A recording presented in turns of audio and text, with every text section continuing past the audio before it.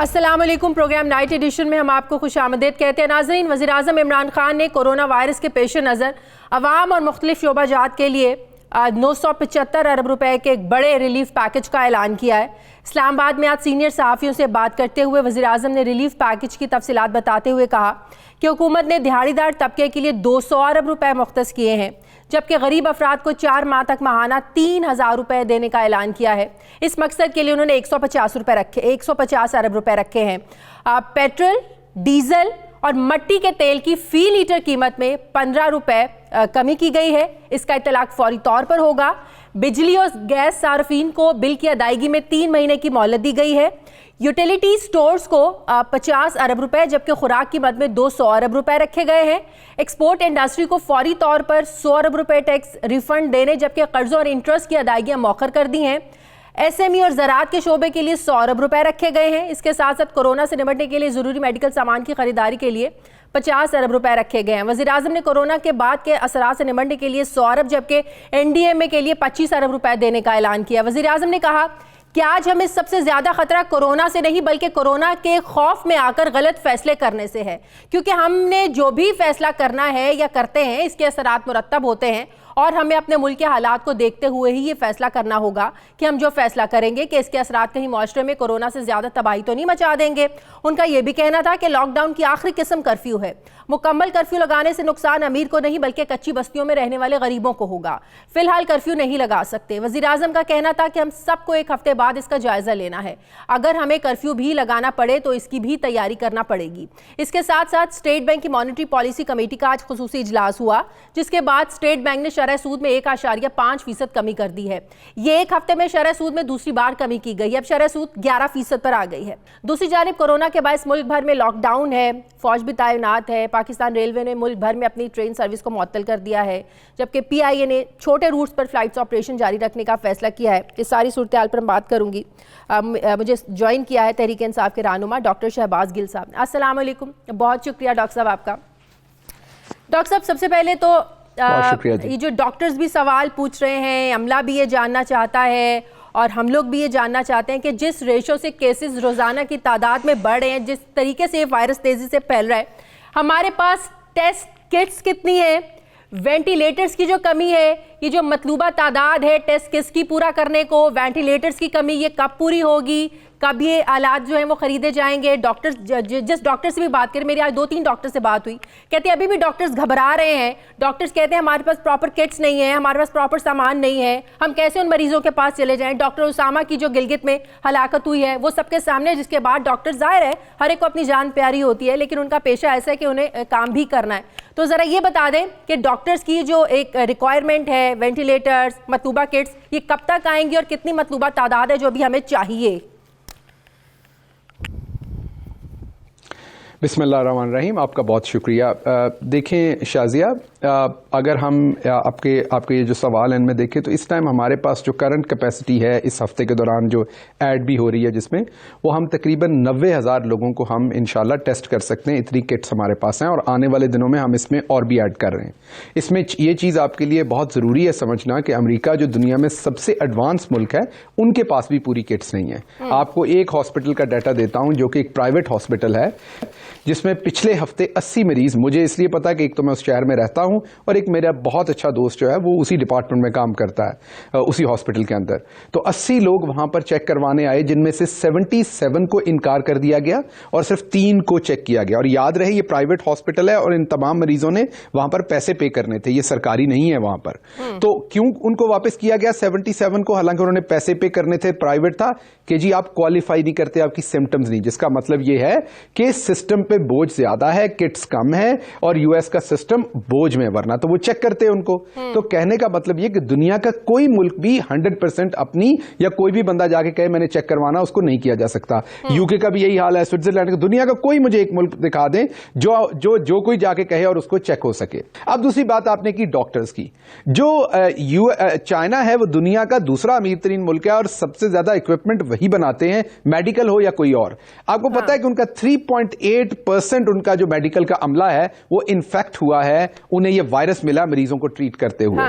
उसके अलावा इटली को अगर आप देखें तो वहां पे 8.3% उनका जो है वो तकरीबन 3200 से तकरीबन 3500 बनता उनका जो अमला है जो इन्फेक्ट हुआ जिन्होंने कोरोना वायरस लिया। तो इवन आपके पास इक्विपमेंट हो, कम हो, बिल्कुल ना हो, इन्फेक्शन तो होनी है। लेकिन बहरहाल आज भी प्राइम मिनिस्टर साहब ने बताया उससे पहले भी 1200 पूरी बात कर लेंगे, उसके बावजूद कोई इफेक्ट, हमारे पास तो कुछ भी नहीं है, तो फिर क्या होगा? जी मैं ये अगर आप ये बात ना बोलती तो मैं यही बात आपको कहने लगा था, अगर आप एक सेकंड के लिए मेरी बात सुनती तो, कि इसका मतलब ये नहीं है कि हमने इक्विपमेंट नहीं देना। आज प्राइम मिनिस्टर साहब ने कहा कि 25 अरब रुपए सिर्फ मेडिकल इक्विपमेंट के लिए रखे गए हैं। उसके साथ साथ 1200 जो मेडिकल गियर हैं मुकम्मल, जिनमें हमारे पास कैपेसिटी है जिस तरह का दुनिया में कहीं भी मेडिकल इक्विपमेंट गियर है, उस तरह के जो 1200 है स्टेट ऑफ द आर्ट, वो डिफरेंट हॉस्पिटल्स को पिछले हफ्ते ही रवाना कर दिए गए थे। वो पाकिस्तान के अंदर मौजूद थे, अभी वो पूरे इस्तेमाल नहीं हुए। हाँ, जो बहुत छोटे हॉस्पिटल हैं शायद वहां नहीं वो जा सके, लेकिन बड़े हॉस्पिटल्स में जैसे PKLI दूसरी जगहों पे मैं खुद देख के आया हूं, वहां पे प्रॉपर गियर मौजूद है जो पहन के डॉक्टर्स उनके साथ इंटरेक्ट कर रहे हैं। इसके साथ साथ हमारे पास, मैंने आपको बता दिया, वाफर मकदार में किट्स। अब आ जाते हैं वेंटिलेटर्स पे। बदकिस्मती से पिछले 70 साल में हमने 1800 के करीब वेंटिलेटर्स अपने पूरे सिस्टम में हमारे थे, जिसमें से बहुत सारे खराब भी थे या बहुत पुराने थे। और इटली के पास तकरीबन 4200 के करीब वेंटिलेटर थे। अमेरिका के पास तकरीबन 1,60,000 या 1,64,000 वेंटिलेटर है। अब वेंटिलेटर खरीदने में मसला क्या है? वेंटिलेटर खरीदने में मसला यह है कि पूरी दुनिया में साल में सिर्फ 63,000 वेंटिलेटर्स बनते हैं और वो बहुत मुश्किल से लोगों को मिलते हैं। अभी चाइना में हेल्प कर रहा है और हम तकरीबन 1500 से 2000 अगले 6 हफ्ते में वेंटिलेटर्स ऐड कर रहे हैं। और टोटल अगर हमारे यहाँ क्राइसिस आया तो हम 10,000 वेंटिलेटर तक जाने की कोशिश करेंगे, दुआ करेंगे कि वो हमें दुनिया में से मिल जाए। कोशिश करेंगे स्पेशल जहाज भेज के किट्स को, इक्विपमेंट को और वेंटिलेटर को भगवाएंगे। चलें, ठीक है। एक और कंफ्यूजन, वजीर आजम आज भी डिफेंड करते रहे मुकम्मल लॉकडाउन नहीं हो सकता, गरीब तबका है वो मुतासिर होगा। उसके बावजूद पंजाब में भी लॉकडाउन है, सिंध में भी लॉकडाउन है, गिलगित, हर जगह पे लॉकडाउन। तमाम सूबे अपने अपने ताईं ज़ाहिर इक़दाम कर रहे हैं। अब एक बात, दूसरी बात ये कि अब जो लोग घर बैठ गए हैं, रोजाना की बुनियाद पर जो लोग बाहर काम करने जाते हैं, कमा कर लेकर आते हैं, आप लोगों ने 3-3 हज़ार रुपये महीना वो भी देना है। अच्छा, अब जिन लोगों ने रोज की बुनियाद पर खाना खरीदना है, उनके पास पैसे नहीं है, वो रोज का कमा के नहीं ला रहे हैं, उनको आप लोग ऐसी कोई स्ट्रैटेजी है, राशन देंगे, घरों में भेजेंगे जैसे कि सिंध हुकूमत कर रही है, वो होना चाहिए? स्ट्रैटेजी क्या होगी? और जो 3,000 रुपया महीना आप लोगों ने देना है, इसकी डिवीजन कैसे होगी? कैसे आइडेंटिफाई करेंगे कौन डिजर्व करता है, नहीं करता? इसकी डिस्ट्रीब्यूशन कैसे होगी? जी बहुत शुक्रिया। पहले तो आपने अपने सवालों के खुद ही जवाब दे दिया। आपका पहला सवाल था कि प्राइम मिनिस्टर साहब अभी भी लॉकडाउन और उसमें कह रहे हैं कि वो होगा नहीं होगा, कंफ्यूज है, जो भी आप बात कह रहे हैं उसका जवाब आपने खुद ही दे दिया कि लोगों को जब बंद कर देंगे उनको खाना कैसे पहुंचाएंगे। ये है वो बातें जो प्राइम मिनिस्टर पहले दिन से लोगों को समझा रहे हैं कि आप जैसे लोग, मेरे जैसे लोग, हमारे पास इतने पैसे हैं कि हम 1 महीने का राशन डाल लें। अब आप तो किसी अपार्टमेंट में घर में रहती होंगी जिसमें 2-3 कमरे होंगे, उसमें आपकी छोटी फैमिली होगी, रहती होगी। अब एक बंदा है जिसके 8 बच्चे हैं, आपने उसे एक कमरे में बंद कर दिया है, आपने उसे दिन में 2-3 घंटे के लिए वो लॉकडाउन भी खोलना है जो आप सारे कह रहे हैं, फौरन कर दें। तो जब वो सामान खरीदने जाएगा तो रश नहीं होगा, तो लॉकडाउन का पर्पस तो खत्म हो गया। प्राइम मिनिस्टर पहले दिन से ये समझा रहे हैं, प्राइम मिनिस्टर पहले दिन से समझा रहे हैं, मेरी बात सुन लें, प्राइम मिनिस्टर पहले दिन से समझा रहे हैं कि ये पॉसिबल नहीं है हमारे जैसे कंट्री में, लेकिन हम जो हो सकता कर रहे हैं। अब दूसरी बात, आपने सवाल किया कि इन लोगों को 3,000 आपने कैसे देना है, वो कैसे क्वालिफाई करेंगे? मेरी अब बात सुन लें, जस्टिफाई हो गया, ठीक है, जो एक कमरे में 8 लोग रहते हैं वो आप लॉकडाउन में नहीं उनको रख सकते, एक बात। दूसरी बात ये, अब वही बात ना कि जिन्होंने रोज कमा के लाना है, रोज खाना है, रोज की हंडियां बनानी है, अब उन लोगों का गुजारा कैसे हो रहा होगा? बाहर मजदूर तो काम करने के लिए नहीं जा रहा, बाहर रिक्शे वाला जाता है, उसको तो सवारी नहीं मिल रही। तो यही तो मैं कह रही हूं, उन लोगों तक राशन पहुंचाने का, खाना पहुंचाने का कोई इंतजाम है या नहीं, यही तो मैं पूछ रही हूं। अच्छा, अब शाजिया, शुक्र की बात यह है कि जो बात प्राइम मिनिस्टर साहब 15 दिन पहले से कह रहे हैं वो अब आप लोग कहना शुरू हो गए, तो आई एम वेरी थैंकफुल कि चलो 15 दिन बाद उनकी बात समझ आई, लेकिन समझ आई हमें। अब हम आगे चलते हैं कि इसको क्या करना है। मेरे ख्याल में ह्यूमनली ये पॉसिबल नहीं है कि 22 करोड़ के मुल्क में 5% आबादी को आप घर के अंदर खाना पहुंचा सकें। इसका मतलब ये नहीं है कि आपके पास पैसे नहीं, सिर्फ ये एक बात है, पैसे हों भी तो ये एक बहुत बड़ी एक्सरसाइज है।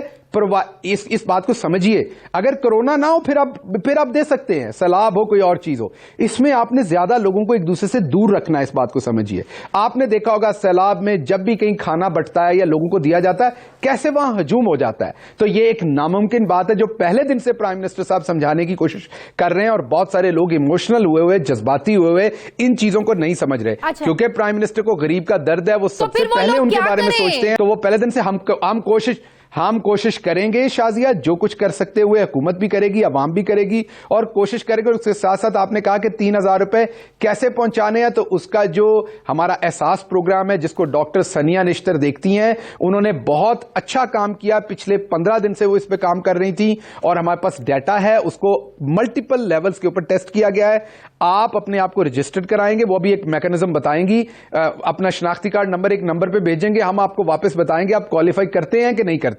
200 ارب روپے کا پیکج لے کے آ رہے ہیں, جو بھی ہیومنلی پاسبل ہوا وہ کریں گے. بہت شکریہ ڈاکٹر شہباز گل, بہت شکریہ میرے ساتھ تھے. ناظرین مجھے پروگرام میں ایک بریک لینی ہے, واپس آتے ہیں ایک چھوٹے سے وقفے کے بعد.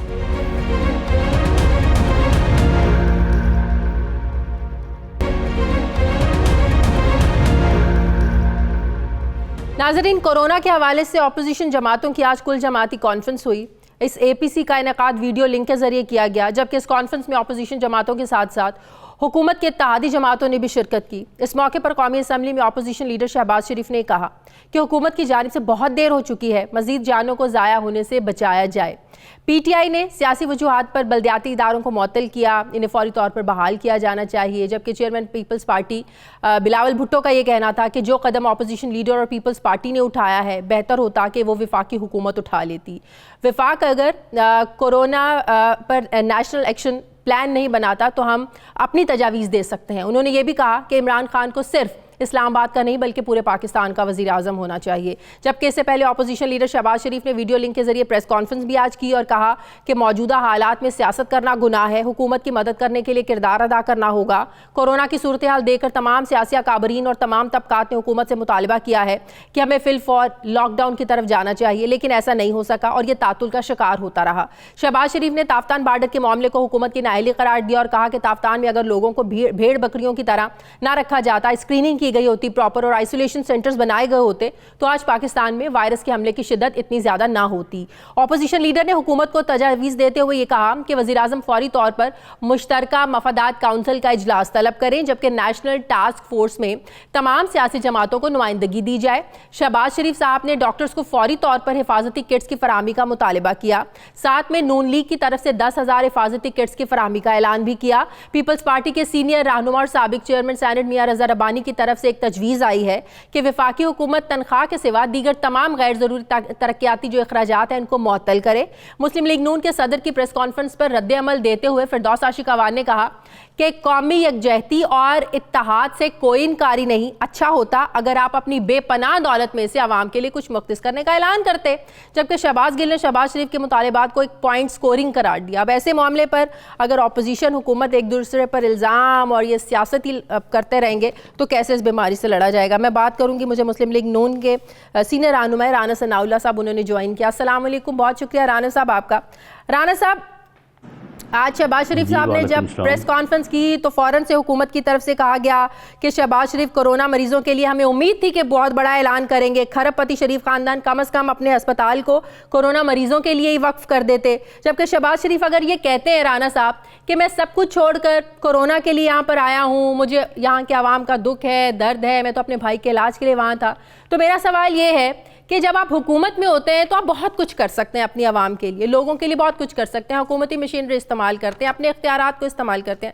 اب بطور اپوزیشن لیڈر, اپوزیشن جماعت, حکومت, شہباز شریف صاحب, آپ اس سارے معاملے میں عوام کے لیے, لوگوں کے لیے حکومت کے ساتھ مل کے کیا رول پلے کر سکتے ہیں, کیا کر سکتے ہیں آپ لوگ؟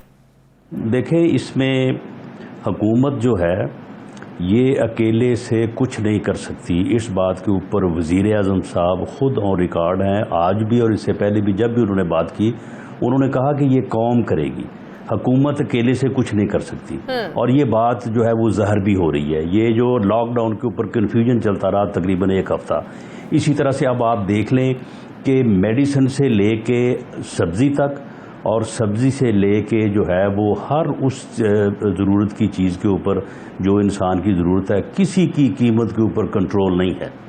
آج خود یہ فرما رہے تھے جو ہمارے مشیر صحت ہیں وہ بھی اور جنرل افضل صاحب بھی کہ جن لوگوں نے ان کے ساتھ ایگریمنٹس کیے تھے کچھ چیزوں کو مہیا کرنے کے تو وہ پہلے 5 روپے میں دے رہے تھے 10 روپے میں دے رہے تھے اور اس کے بعد جو ہے اس کی قیمت جو ہے وہ مارکیٹ میں 40-45 روپے ہو گئے. حکومت کے کام کرنے کے تو یہ ہے نا کہ ان چیزوں کو کنٹرول کرے, تو حکومت تو کہیں نظر نہیں آ رہی. اور جہاں تک اس بات کا تعلق ہے کہ یہ قوم نے اگر کرنا ہے, پھر اگر قوم نے کرنا تو بھئی قوم کو اکٹھا کرو.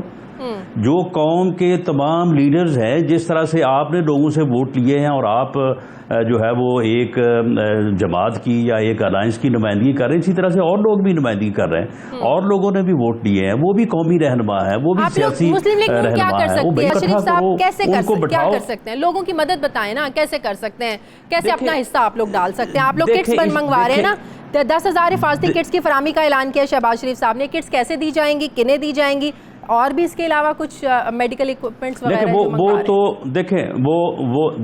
دیکھیں 2 چیزوں کے اوپر ہم نے اپنے طور پہ جو ہے وہ فیصلہ کیا. ایک تو یہ ہے کہ ہم نے تمام اپنے MNAs, MPAs اور جو منتخب نہیں ہو سکے, جو ٹکٹ ہولڈرز ہیں, ان سب سے کہا ہے کہ آپ اپنے اپنے حلقوں میں جو ہے وہ مارک کریں ان لوگوں کو جن جو یعنی روز کی دہاڑی لگانے والے ہیں اور جن کے لیے یہ بڑا مسئلہ بنے گا کھانے پینے کا, تو آپ ان لوگوں کو مارک کریں اور ان لوگوں کے گھروں میں خاموشی کے ساتھ جو ہے وہ راشن پہنچائیں. اس میں جو ہے وہ کوئی زیادہ اس کو ایڈورٹائز کرنے کی بات نہیں, آپ خاموشی سے ان کے گھروں میں جو ہے وہ راشن پہنچائیں.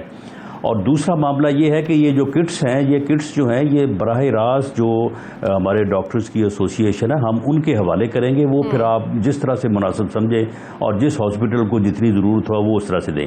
اسی طرح سے ہم نے جو مخیر حضرات ہیں ان سے بھی جو ہے وہ ریکویسٹ کی ہے کہ آپ جو ہے وہ اس بارے میں جو ہے وہ اپنا رول جو ہے وہ ادا کریں. اب گورنمنٹ کو کم از کم یہ تو چاہیے کہ اب ایک وفاقی لیول پہ اوپر جو ہے وہ اناؤنس ہو رہا ہے کہ جی ہم یہ کریں گے, یہ دیں گے, یہ دیں گے, دوسرا جو ہے وہ صوبائی سطح سے ہو رہا ہے. بھئی کم از کم آپ ایسا کریں جس طرح سے میاں شہباز شریف صاحب نے کہا کہ آپ CCI کی میٹنگ بنائیں اور اس میں جو ہے وہ اس کو ایک جگہ پہ کریں, یا صوبائی حکومت کو آپ ذمہ دار کر دیں وہ سارا کچھ کرے, یا پھر جو ہے وہ آپ وفاق کو کر دیں. اب وفاق علیحدہ کرے گا, صوبائی حکومت جو علیحدہ کرے گی, تو یہ پھر اسی طرح کی جو ہے یہ کنفیوژن پھیلے گی.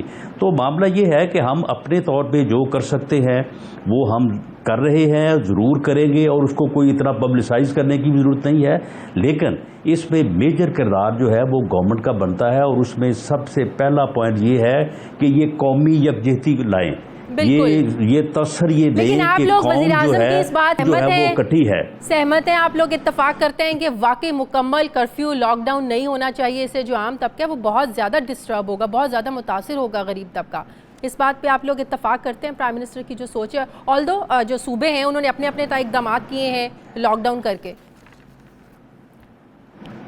نہیں دیکھیں, یہ پرائم منسٹر صاحب نے صرف سندھ گورنمنٹ کا انیشیٹو جو ہے اس کو بلاک کرنے کے لیے, اور ایک اپنی ان کی عادت ہے اس کے تحت انہوں نے اس کو جو ہے وہ اس کی مخالفت کرنے کے لیے, اور خاص طور پہ جو ہماری مشیر اطلاعات ہیں انہوں نے اس بات کو بڑا بڑھایا. یہ انہوں نے غلط بات کی. سندھ گورنمنٹ نے کبھی بھی یہ بات نہیں کی تھی, کسی پولیٹیکل لیڈر نے کبھی بھی یہ بات نہیں کی تھی کہ آپ کرفیو لگا دیں. لاک ڈاؤن سے مراد یہی ہے کہ آپ غیر ضروری کاموں کے لیے باہر نہ نکلیں. جب آپ کہہ رہے ہیں کہ جی میڈیکل سٹور کھلے رہیں گے, جب آپ کہہ رہے ہیں جی کریانہ کی دکانیں کھلی رہیں گی, جب آپ کہہ رہے ہیں کہ جو ضروری کام کے لیے ہیں لوگ وہ نکل سکیں, تو پھر کرفیو کیسے ہوا؟ کرفیو میں تو یہ ہوتا ہے نا کہ آدمی کوئی نکل ہی نہیں سکتا اپنے گھر سے. معاملہ صرف ایک ہے. دیکھیں, اللہ سے دعا کی جائے اور اللہ تعالیٰ اس قوم کے اوپر رحم کرے. اب یہ جو 14 دن ہے نا یہ بڑے اہم ہیں. ہم لیٹ تو ہو گئے ہیں, لیکن اب اگر ان 14 دن میں اگر یہ نمبر کنٹرول ہو گیا تو پھر ہم بچ جائیں گے. لیکن اگر خدا نہ خواستہ یہ نمبر کنٹرول نہیں ہوا اور یہ نمبر بڑا اس کے باوجود, تو پھر بہت مسئلہ. اچھا رانا صاحب, ایک آخری, آج کی جو APC ہوئی ہے کیا نکلا اس میں سے؟ کوئی تجاویز نہیں, صرف یہ کہ حکومت نے یہ کیا, بلدیاتی اداروں کو معطل کیا, وفاق اپنا کردار ادا کرے. بلاول بھٹو نے کہا عمران خان اسلام آباد کے صرف وزیر اعظم نہیں ہیں, ان کو چاہیے پورے ملک کے وزیر اعظم بنے. نکلا کیا اس اے پی سی میں سے؟ کیا مقصد تھا اس کا؟ سمجھ میں نہیں آیا. دیکھیں بات یہ ہے کہ یہ اے پی سی جو ہے یہ اے پی سی جو ہے یہ وزیر اعظم ہاؤس میں ہونی چاہیے تھی.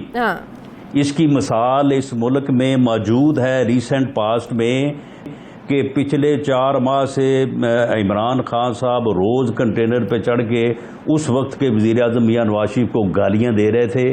اس کے بعد اے پی ایس کا واقعہ ہوا تو انہوں نے خود انہیں فون کر کے کہا کہ جی آئیں بیٹھیں، یہ جو ہے یہ حادثہ جو ہے وہ قومی سطح پہ ہو گیا ہے. یہ اے پی سی جو ہے یہ وزیر اعظم ہاؤس میں ہونی چاہیے تھی. یہ بدقسمتی ہے اس قوم کی. چلے اگر اس سطح پر بھی ہو گئی تو نکلا تو کچھ نہیں نا رانا صاحب. اگر اس سطح پہ بھی ہو گئی کیا نکلا؟ نہیں تو کہا کیا نکلے؟ میری بات سنیں، نکلے گا کیا؟ وسائل سارا کام جو ہے وہ کرنا تو گورنمنٹ نے ہے. اے پی سی میں تجاویز ہی ہو سکتی ہیں. انہوں نے ایک نہیں 10 تجاویز دی ہیں. انہوں نے کسی کے اوپر عمل نہیں کرنا کیونکہ یہ عمل کرنا جو ہے وہ اپنی توہین سمجھیں گے. تو معاملہ یہ ہے کہ اگر آج یہ اے پی سی جو ہے یہ وزیر اعظم ہاؤس میں ہوتی تو کتنا لوگوں کو کانفیڈنس ہوتا. صحیح. بہت شکریہ سینئر رہنما مسلم لیگ نون رانا ثناء اللہ صاحب میرے ساتھ تھے. ناظرین مجھے پروگرام میں ایک بریک لینی ہے، واپس آتے ہیں ایک وقفے کے بعد.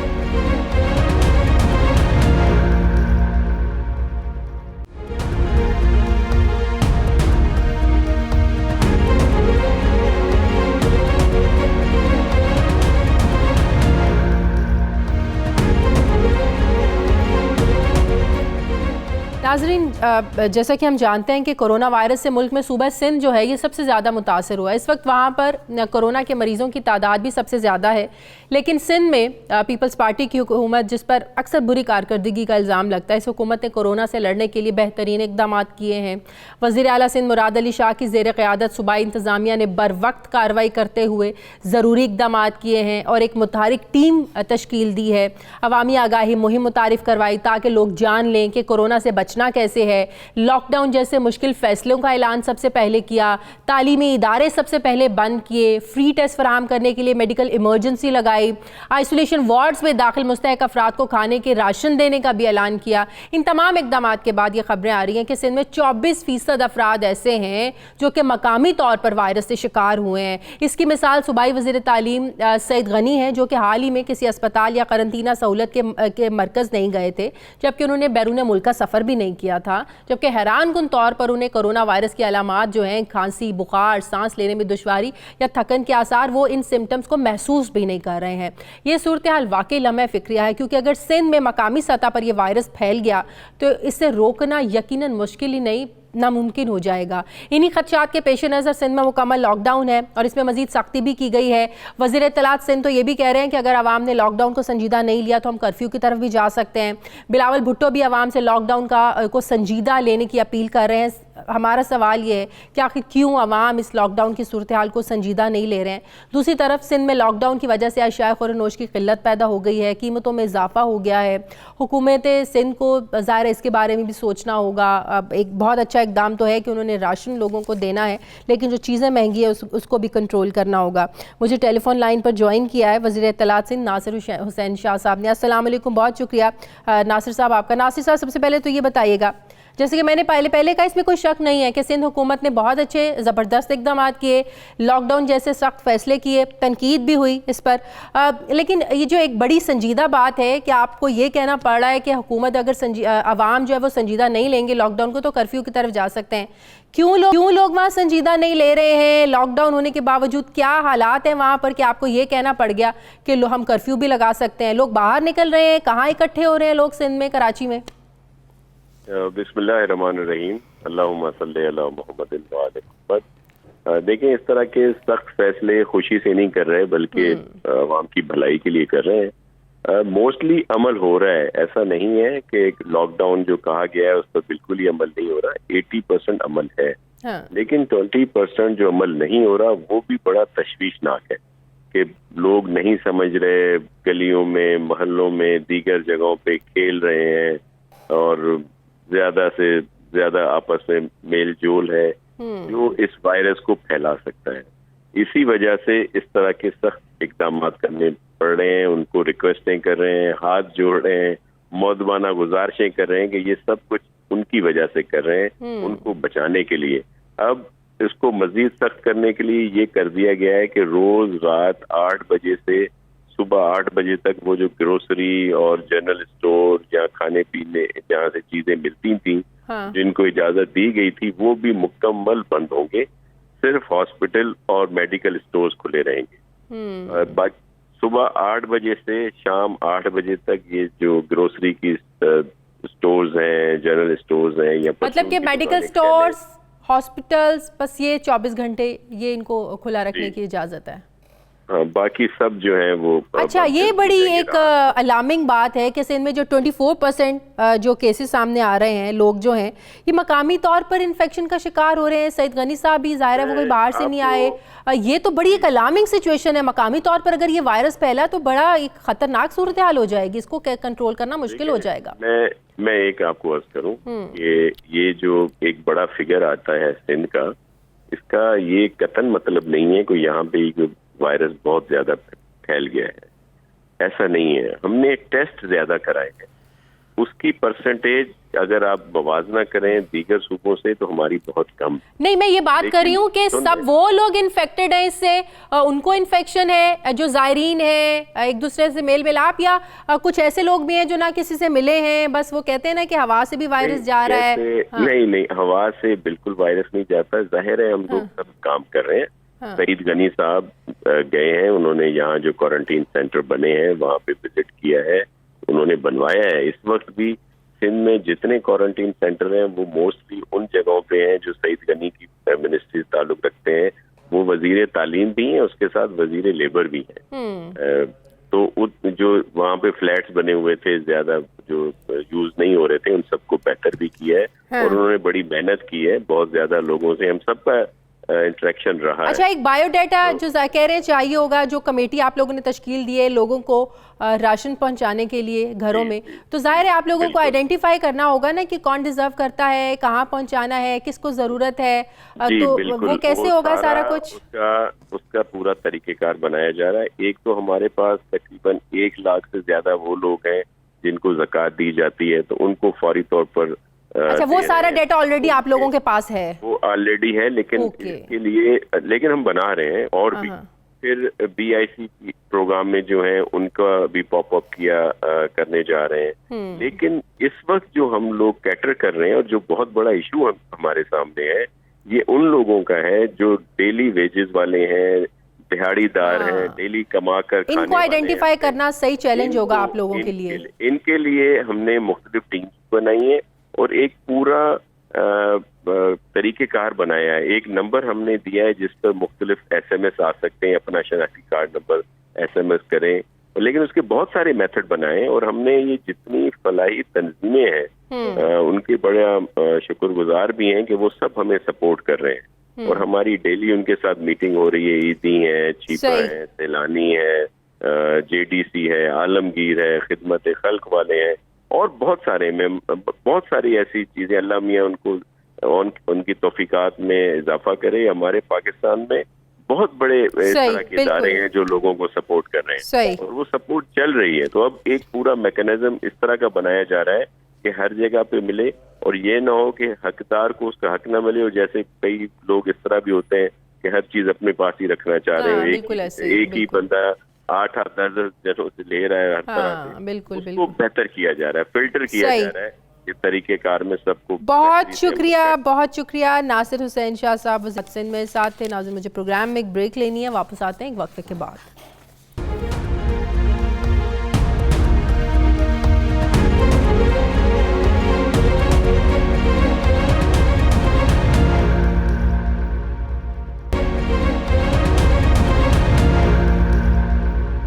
ناظرین، کورونا وائرس سے پوری دنیا متاثر ہو چکی ہے. اس وقت عالمی سطح پر کورونا وائرس سے متاثرین کی جو تعداد ہے یہ 3 لاکھ سے تجاوز کر گئی ہے اور یہ تیزی سے دن بدن بڑھ رہا ہے. عالمی ادارہ صحت کے مطابق دنیا بھر میں کورونا کے پہلے 1 لاکھ کیسز 67 دن، دوسرے 11 اور تیسرے صرف 4 دن میں سامنے آئے. کورونا وائرس کے پھیلنے کی اس رفتار سے یہ اندازہ بآسانی لگایا جا سکتا ہے کہ آنے والے دنوں میں مزید کتنی تباہی یہ وائرس مچا سکتا ہے. ایسے سنگین حالات میں دنیا کے 2 بڑے ممالک امریکہ اور چین ایک دوسرے کے آمنے سامنے آ گئے ہیں. دونوں کے درمیان لفظی جنگ جاری ہے۔ چین نے امریکہ پر کورونا وائرس کا براہ راست الزام لگایا ہے، جبکہ امریکہ نے جواب میں چینی حکومت کو تنقید کا نشانہ بناتے ہوئے کہا ہے کہ دنیا بھر میں کورونا وائرس پھیلنے کی وجہ چینی حکومت کی غفلت ہے اور یہ وائرس چینی وائرس ہے۔ اس سے پہلے چینی وزارت خارجہ نے ووہان میں کورونا وائرس پھیلانے کا الزام امریکی فوج کے اہلکاروں پر لگایا تھا اور اس معاملے کو اقوام متحدہ کے پلیٹ فارم پر اٹھانے کا اندیہ بھی دیا تھا۔ چینی وزارت خارجہ نے یہ بھی الزام لگایا تھا کہ یہ کام چینی معیشت کو نقصان پہنچانے کے لیے کیا گیا ہے۔ چینی وزارت خارجہ کے الزامات کی توثیق روسی انٹیلیجنس ایجنسیز بھی کر رہی ہیں، جبکہ سوشل میڈیا پر صدر صدام حسین کی ایک پرانی ویڈیو بھی وائرل ہو رہی ہے، جو کہ غالباً 90 کی دہائی کی ویڈیو ہے، جس میں اس بات کا انکشاف کر رہے ہیں کہ امریکہ نے انہیں بات نہ ماننے پر ملک میں کورونا وائرس پھیلانے کی دھمکی دی ہے۔ یہ 90s کی بات ہے، یہ جو صدام حسین کی جو ویڈیو وائرل ہو رہی ہے۔ اس کے علاوہ متعدد ویب سائٹس اور انٹرنیٹ پر کورونا وائرس سے متعلق متعدد تھیریز اور افواہیں موجود ہیں، جن میں دعویٰ کیا گیا ہے کہ کورونا وائرس چین یا امریکہ کی پیداوار ہے اور دونوں ممالک نے ایک دوسرے سے بدلہ لینے کے لیے ایسا کیا ہے، ایک دوسرے کی معیشت کو نقصان پہنچانے کے لیے ایسا کیا ہے۔ لیکن ابھی تک کوئی بھی دعویٰ جو ہے، کسی کا بھی کوئی دعویٰ ہے بغیر ثبوت کسی کی بھی جانب سے پیش نہیں کیا گیا ہے۔ اس کو بایو وار فیئر بھی کہا جا رہا ہے، لیکن عالمی دائرہ صحت نے متنبع کیا ہے کہ اس وائرس کو کسی خاص برادری یا علاقے سے جوڑ کر دکھانا بالکل غلط ہے۔ سوال یہ ہے کہ اگر دونوں ممالک میں یہ الزام تراشی زیادہ دیر تک چلتی ہے، دنیا اسے کس حد تک جو ہے نا وہ متاثر ہو سکتی ہے، اس کا کیا اثر پڑے گا کہ دو بڑے ممالک آمنے سامنے آ جائیں۔ میں بات کروں گی، مجھے جوائن کیا سابق سفیر شاہد امین صاحب نے۔ السلام علیکم، بہت شکریہ شاہد امین صاحب آپ کا۔ شاہد امین صاحب، ایک طرف کورونا جو پوری دنیا میں تباہی مچا رہا ہے، کورونا نہیں دیکھ رہا ہے کون سا ملک ہے، کون غریب ہے، کون امیر ہے، ہر جگہ پوری دنیا میں اس وقت تباہی مچا رہا ہے، آئے دن جو ہے نا بڑھتے جا رہے ہیں اس کے کیسز۔ لیکن ایسی صورتحال میں امریکہ اور چائنا کا ایک دوسرے پر الزام لگانا، پریزیڈنٹ ٹرمپ تو بالکل کھلے عام جب پریس کانفرنس کرتے ہیں تو اسے چینی وائرس کہتے ہیں، اور چینی حکام یہ الزام لگا رہے ہیں کہ امریکی فوجی اہلکار یہاں آئے تھے تو یہ وائرس چھوڑ کے گئے تھے۔ تو یہ کتنی خطرناک ہے دونوں کے الزام ایک دوسرے پر، اور اس کی کس لیول پر انویسٹیگیٹ ہونا چاہیے اس کو؟ دیکھیے جی، پہلی بات تو یہ ہے کہ یہ ایک عالمی مسئلہ ہے۔ اتنی خطرناک وبا کم از کم لیونگ میموری میں تو ہم نے نہیں سنی، بالکل، اور اس لیے ضرورت اس بات کی ہے کہ سارے ممالک اس سلسلے میں تعاون کریں۔ یہ کسی ایک ملک کا مسئلہ نہیں بلکہ ساری قوموں کا مسئلہ ہے۔ تو اب یہ جو آپ نے اشارہ کیا کہ وہاں امریکہ اور چین کے درمیان الزام تراشی ہو رہی ہے، تو یہ بہت ایک افسوسناک امر ہے، کیونکہ دونوں بڑے اہم ملک ہیں، بلکہ دونوں میں اس وبا کا بہت زیادہ اثر ہوا ہے۔ چین پہ تو غالباً نمبر 1 ہے جتنے لوگ وہاں پہ افیکٹ ہوئے ہیں، اور لیکن امریکہ میں بھی بہت کثیر تعداد میں۔ اور پھر یہ دونوں بڑی طاقتیں ہیں، ان کے پاس بڑے وسائل ہیں، ٹیکنالوجی ہے، تو ضرورت اس بات کی ہے کہ ایک دوسرے کے ساتھ جو بھی تجربات ہیں اس کو شیئر کیا جائے۔ جو کوئی سلسلے میں ٹیکنیکل ایڈوانسمنٹ ہوتی ہے یا جو کوئی ریسرچ سے صورتحال نکلتی ہے، اگر کوئی ویکسین بنتی ہے، تو اس سلسلے میں دونوں کا تعاون جو ہے نہ صرف دونوں ملکوں کے لیے بلکہ ساری انسانیت کے لیے نہایت مفید ہوگا۔ پریزیڈنٹ ٹرمپ کا مسئلہ یہ ہے کہ وہ بالکل ان میں اعتدال نہیں ہے، طبیعت میں بالکل اعتدال نہیں ہے، پینڈولم کی طرح کبھی لیفٹ کو جاتے ہیں پھر رائٹ کو جاتے ہیں۔ جنوری فروری میں اگر آپ ریکارڈ دیکھیں، وہ چین کی تعریفیں کر رہے تھے، پریزیڈنٹ شی کو مبارکباد دے رہے تھے کہ آپ نے بہت کمال کیا اس وبا کو روکنے کے لیے، اور اب انہوں نے یہ ایک نہایت ہی نامناسب بات کہی ہے کہ یہ چائنیز وائرس ہے۔ انہوں نے اس کو ریشلائز کر دیا، اس میں ایک نسلی تعصب کا سلسلہ اٹھا دیا ہے، اور جو بالکل ہی ایک غیر مناسب بات ہے، بلکہ اس کے دیکھیے برے اثرات ہیں۔ وہاں پہ امریکہ میں کافی بڑی تعداد میں چینی نسل کے لوگ آباد ہیں۔ اب یہ سننے میں آ رہا ہے کہ ان کے ساتھ ایک قسم کا بدسلوکی شروع ہو گئی ہے، لوگ ان کو پریشان کرتے ہیں، ان کو برا بھلا کہتے ہیں۔ تو یہ چیز جو ہے ایک بہت ہی ناقابل قبول ہے، اور خاص طور پہ امریکہ کے صدر کو اس قسم کا بالکل زیب نہیں دیتا کہ اس قسم کی نامناسب باتیں کریں، جس سے وہ خود اپنے ملک میں انتشار پھیلے گا، نسلی تعصب پھیلے گا۔ تو گویا کہ اصل چیز یہ ہے کہ دونوں ملکوں کو تعاون کی ضرورت ہے۔ اور یہ جو آپ نے کہا کہ اس میں الزامات ہیں، تو دیکھیے یقیناً ہر چیز کی تحقیقات ہونی چاہیے۔ میرے خیال میں سب بے بنیاد الزامات ہیں۔ صدام کی 90s کی ویڈیو جس میں وہ یہ کہہ رہے ہیں کہ امریکہ نے اسے دھمکی دی ہے کہ اگر اس کی بات نہیں مانی تو وہ کرونا وائرس پھیلا دیا جائے گا۔ اس پیرائے میں اگر آپ دیکھیں تو چینی الزامات کو کس حد تک سنجیدہ لینا چاہیے، اور اگر امریکہ کی سازش ہے تو اس سے تو امریکہ خود بھی بہت زیادہ متاثر ہو رہا ہے، تو پھر امریکہ اس میں کیسے کامیاب ہوا؟ اس کا تو اپنا ملک متاثر ہو رہا ہے پھر۔ دیکھیں جی بالکل یہ سازش کا کوئی منطق ہی نہیں ہے کہ جس سے خود آپ امریکہ کو نقصان ہوگا وہ اس کی سازش کیوں کرے گا. یہ صرف تعصبات ہیں. اور لیکن 90 کی دہائی میں صدام حسین کے منہ سے کورونا وائرس امریکہ کو لے کر بات کرنا، اس کو کیسے اگنور کیا جا سکتا ہے؟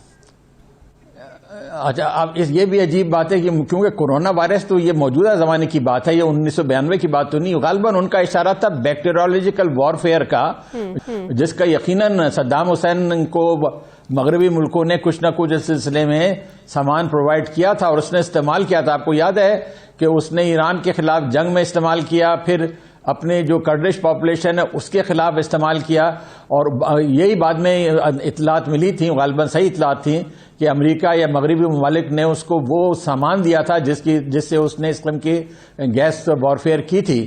تو یہ ایک انتہائی اگلی چیز ہے کہ قومیں جو ہیں ایک دوسرے کے خلاف ہر قسم کا نہایت قابل مذمت قسم کے جو انٹرنیشنل لا ان کو ان لافل کہتا ہے، وار کرائم ہیں. کیمیکل وارفیئر استعمال کرنا ہے وار کرائم.